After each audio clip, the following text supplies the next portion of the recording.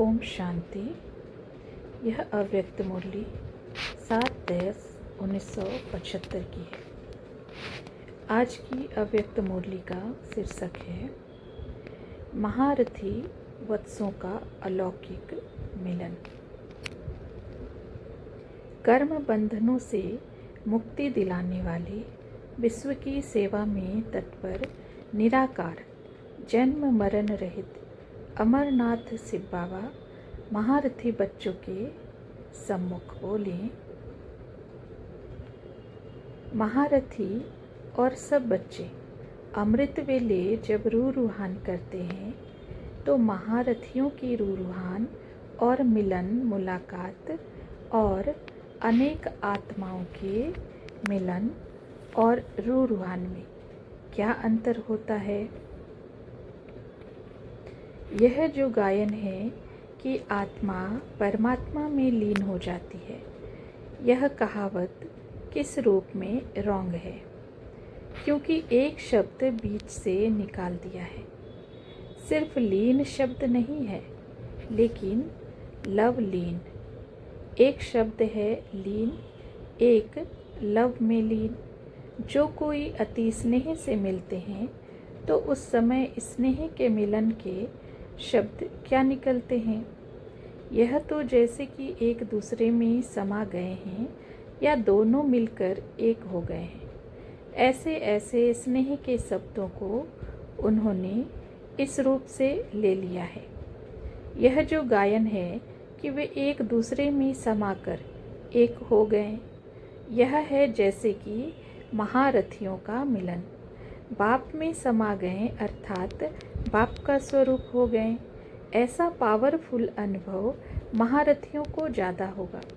बाकी और जो हैं वह खींचते हैं, स्नेह शक्ति खींचने की कोशिश करते हैं।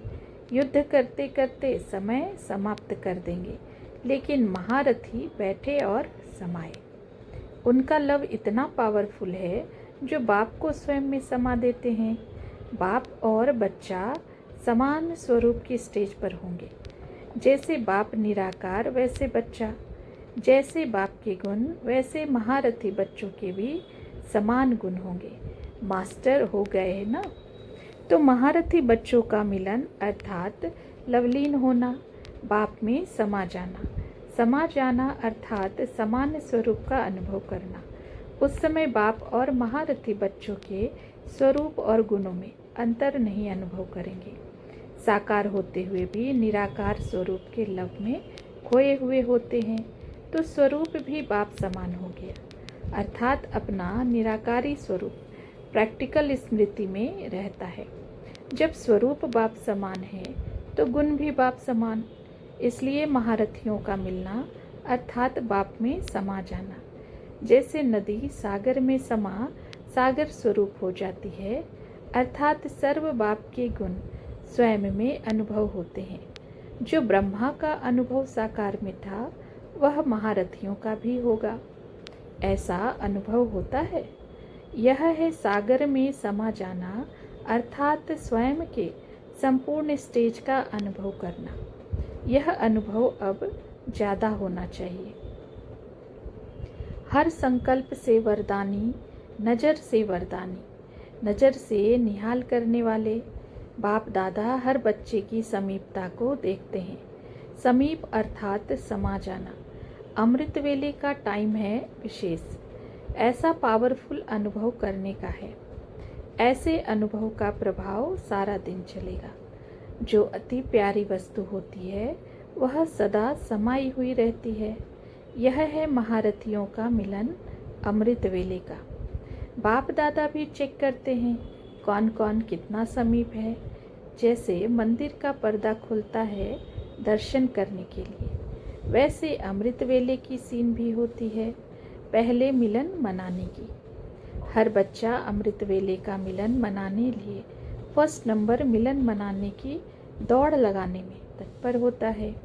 बाप चकमक है ना, तो ऑटोमेटिकली जो स्वयं स्वच्छ होते हैं वह समीप आते हैं। बाहर की रीति से चाहे कोई कितना भी प्रयत्न करे, लेकिन चकमक की तरफ समाने वाली स्वच्छ आत्माएं ही होती हैं। वह दृश्य बड़ा मज़े का होता है। साक्षी होकर दृश्य देखने में बड़ा मज़ा आता है। बच्चों को संकल्प उठता है कि बाप वतन में क्या करते रहते हैं। ब्रह्मा बाप साकार रूप से भी अव्यक्त रूप में अभी दिन रात सेवा में ज़्यादा सहयोगी बनने का पार्ट बजा रहे हैं, क्योंकि अब बाप समान जन्म मरण से न्यारा, कर्म बंधन से मुक्त, कर्मातीत हैं, सिद्धि स्वरूप हैं। इस स्टेज में हर संकल्प से सिद्धि प्राप्त होती है।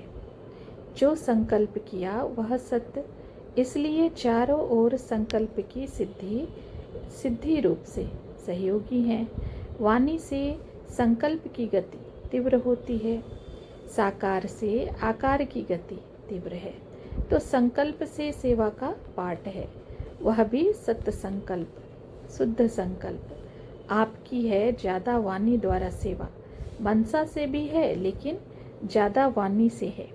लेकिन ब्रह्मा बाप की अब सत्य संकल्प की सेवा है, तो तीव्र गति होगी ना। तो अभी सेवा का पाठ ही चल रहा है। सेवा के बंधन से मुक्त नहीं है, कर्म बंधन से मुक्त हैं। अच्छा, इस मुरली का सार है, महारथी बच्चों का लव इतना पावरफुल होता है कि बाप को स्वयं में समा देते हैं। उस समय बाप और महारथी बच्चों के स्वरूप और गुणों में कोई अंतर अनुभव नहीं होता। अच्छा, ओम शांति।